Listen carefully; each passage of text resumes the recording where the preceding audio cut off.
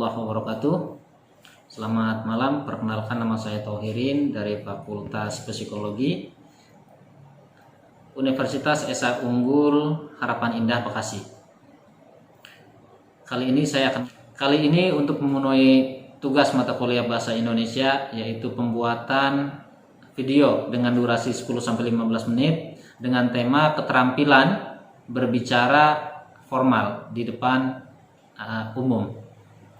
Saya akan mencoba menjelaskan tentang program magang ke Jepang. Karena kebetulan tempat saya bekerja itu adalah perusahaan untuk pengiriman magang ke Jepang. Magang ke Jepang sendiri bisa diartikan suatu program belajar sambil praktek yang dilakukan para lulusan SLTA sederajat di negara Jepang. Ada dua cara untuk mengikuti program magang ke Jepang, yaitu yang pertama melalui pemerintah, yang kedua adalah melalui perusahaan swasta. Adapun program pemerintah tersebut diadakan oleh Kemenaker-Trans bekerja sama dengan BLK Ceves di Bekasi. Program ini diadakan di seluruh Indonesia. Penyeleksiannya sesuai jadwalnya biasanya tiap bulan dari satu daerah pindah ke daerah lain. Dari mulai Jawa Barat, Jawa Tengah, Jawa Timur, hampir seluruh provinsi Indonesia diadakan program tersebut. Bagi mereka yang tersaring maka akan dikirim ke Bekasi. Dan sebelumnya akan dididik selama 2 bulan di LPK Putra Maju Lembang. Setelah pendidikan 2 bulan di sana baru sampai proses pemberangkatan siswa tersebut dididik di Bekasi, tepatnya di BLK Ceves. Itu untuk program yang pertama. Adapun untuk jalur yang swasta, di sini bisa melalui lembaga sending organisasi atau LPK se-Indonesia. Kalau tidak salah ada sekitar 200 sekian lembaga pendidikan atau sending organisasi yang mempunyai izin untuk memberangkatkan siswa magang ke Jepang. Karena izinnya adalah izin dari Binalatas pemagangan. Jadi untuk proses pengambilan izin juga tidak semudah yang kita bayangkan. Makanya seluruh Indonesia hanya ada sekitar 200 berapa puluh LPK. Itu pun yang aktif untuk mengirimkan siswanya masih di bawah standar, artinya hanya sekitar 100-an. Adapun tahapan-tahapan untuk proses ke arah sana, kebetulan perusahaan tempat saya bekerja yaitu LPK SK Hikari Indonesia, melalui jalur swastanya kita bekerja sama dengan lembaga penerima di Jepang atau bisa dibilang accepting organization. Dalam hal ini kita ada beberapa AO ya yang bekerja sama dengan kita untuk proses pemagangannya. Tahapan-tahapan yang ada biasanya kita selaku pihak lembaga pengirim akan menyeleksi ke sekolah-sekolah di Indonesia yang menurut kita dianggap pantas, siswanya bagus. Nah, kebanyakan dari kita seleksi untuk sekolah-sekolah perikanan dari mulai Jawa Barat, Jawa Tengah sampai Jawa Timur, yaitu dari SMK Negeri 1 Pangandaran, SMK Negeri 1 Mundu Cirebon, SUPM Negeri 1 Tegal, bahkan sampai ke SUPM Muhammadiyah Tuban hingga ke daerah Probolinggo. Setelah kita datang ke sana, kita tentunya menyeleksi anak yang dianggap bagus akan kita rekrut. Nah, seleksi tersebut meliputi tes fisik, kemudian tes matematika dasar, dan yang terakhir adalah tes interview.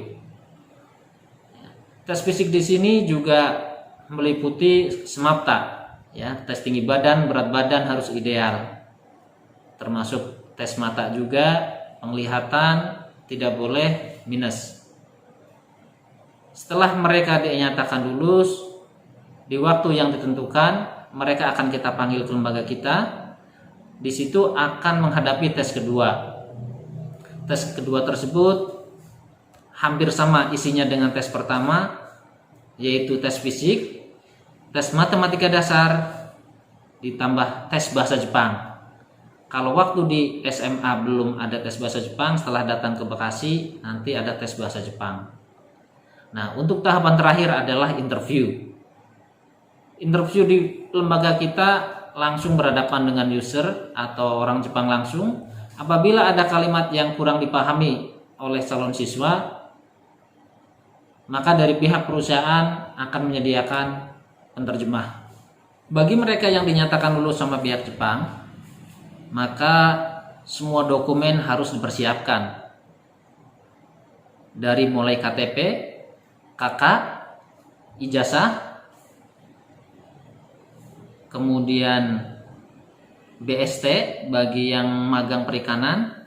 Nah, dari dokumen-dokumen tersebut nanti akan kita proses untuk pembuatan paspor.